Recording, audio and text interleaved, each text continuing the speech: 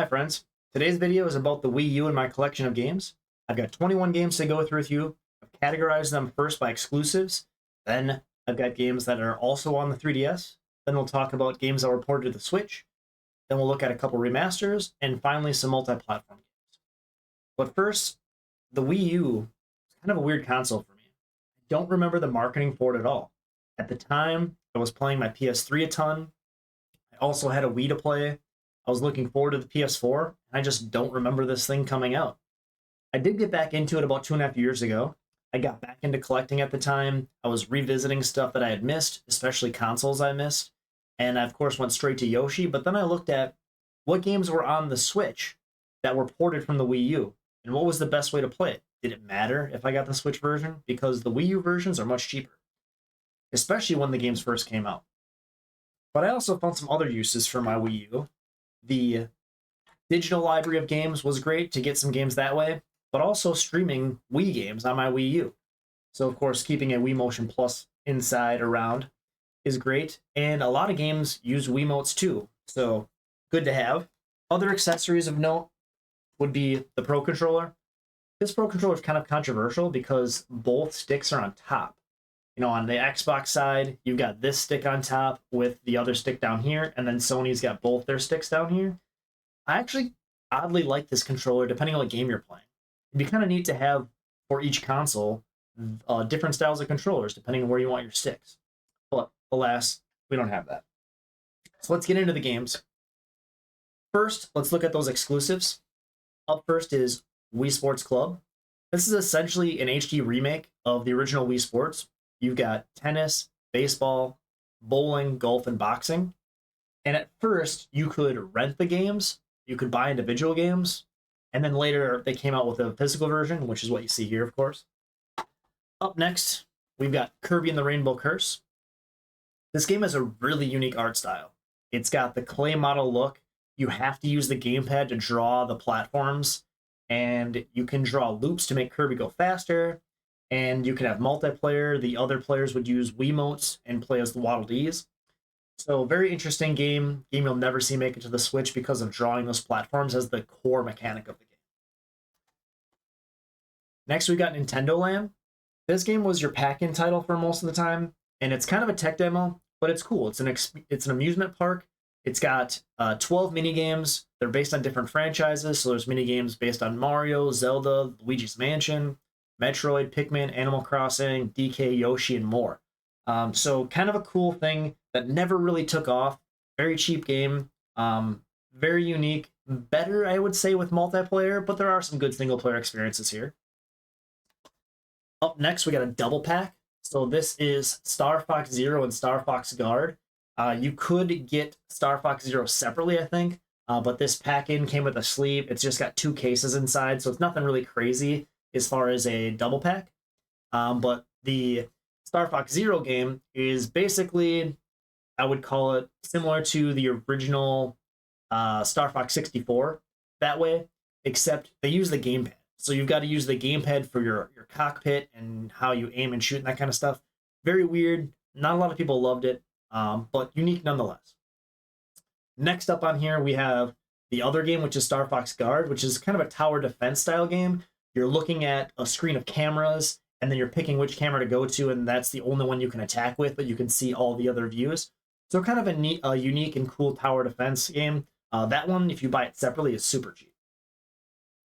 So moving on to games that were also on the 3DS in some capacity, it's kind of interesting to see how similar the 3DS version is to the actual game. There's only a couple of these I have the 3DS version, but first off, Yoshi's Woolly World. This is one of my all-time favorite games. The aesthetic is great. I like it better than Yoshi's Crafted World.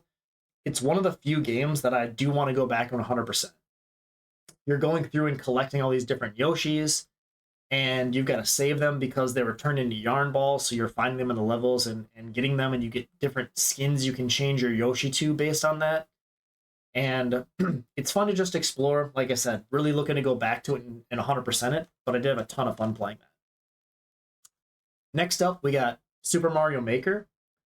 This game, in my opinion, is really made well on the 3DS and the Wii U because you can draw, right? You can use your stylus and make your levels. So of course you're going through and using the models from the original Super Mario Brothers all the way up to I think the Wii version you can get models for. It's all 2D, and it really got crazy for people who made really hard levels. So people that are really into Mario Kaizo, for example, you can get that. This one's kind of a dead game though. You can still play the single player experience. For now, you can still play games levels that were uploaded, but I think next year they're taking that away too. So they're forcing you to go to the Switch games, the Switch version. Up next, Super Smash Brothers. I'm honestly not very good at this game. I haven't put a ton of time into any of the Super Smash Brothers games, but I always did like the single player challenge modes, which in this game, I think they actually took away. So correct me if I'm wrong in the comments on that. But this game, their main gimmick was being able to practice on your 3DS and do things that way. So just another lineup in the great franchise of Super Smash Brothers. I think everybody either plays Melee or Ultimate. Ultimate because it's new and it's got more characters, and then the competitive scene for Melee is there, of course. Next up is a weird one. This is Rodea and the Sky Soldier, or Rodea the Sky Soldier. So this game started off as a Wii game, and they wanted to also make it on the Wii U and the 3DS. And the 3DS version took forever, so they just delayed it because they didn't want to release them as the same almost game, but then release them later. They wanted to have them all together. So it didn't get released until the Wii U, and they actually packed in for the launch models the Wii version. So you have the Wii version and the Wii U version. So that's kind of neat. The game is interesting. You're flying around. On the Wii version, you use the pointer to point to where you want to go and fly there and attack.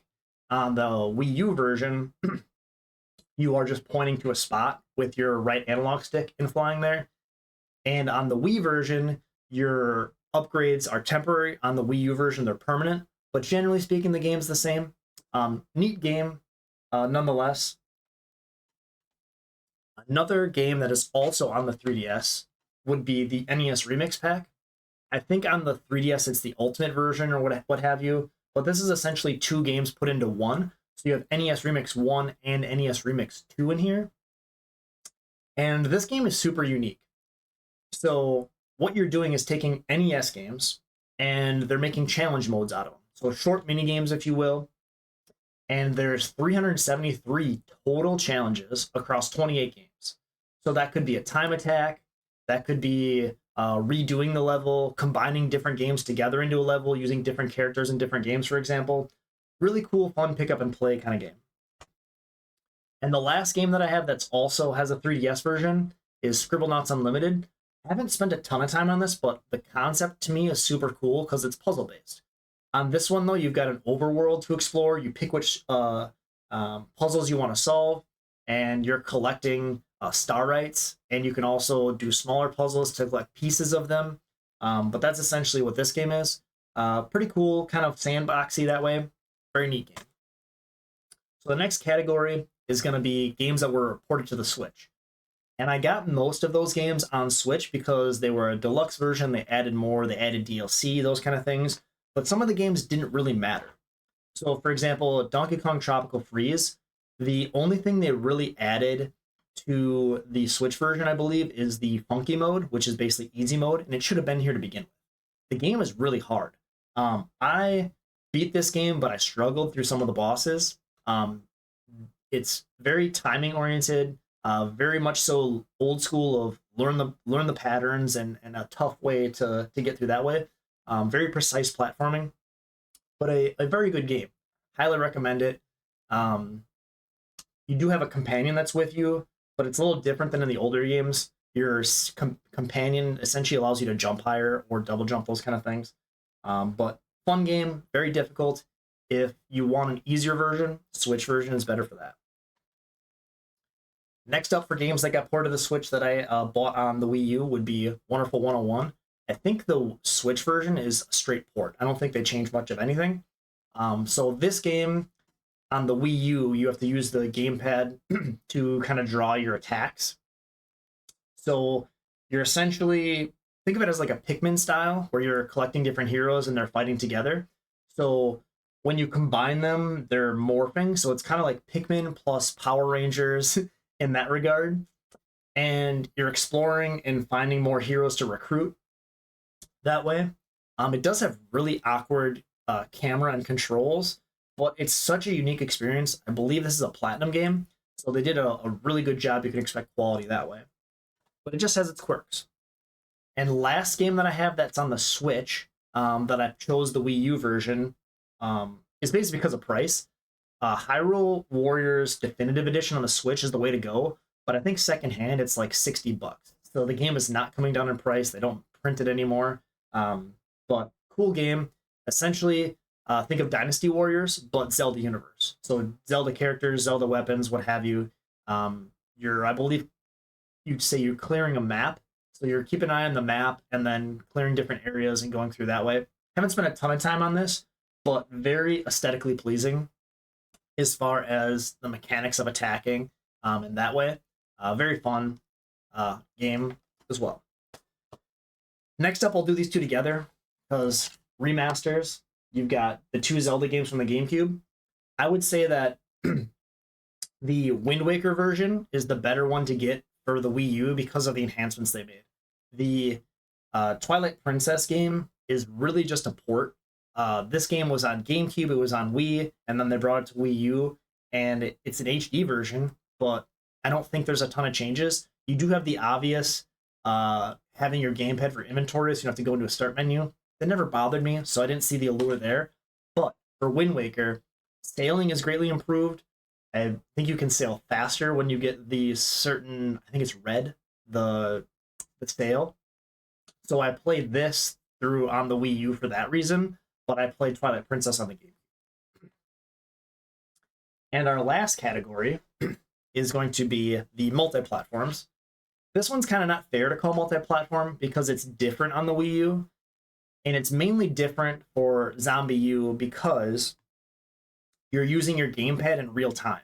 So the stress as a survival horror game is much more intense, where you don't get to pause the game and work in your inventory menu. You're essentially realistically looking down away from wherever enemies may be and working through your backpack, if you will.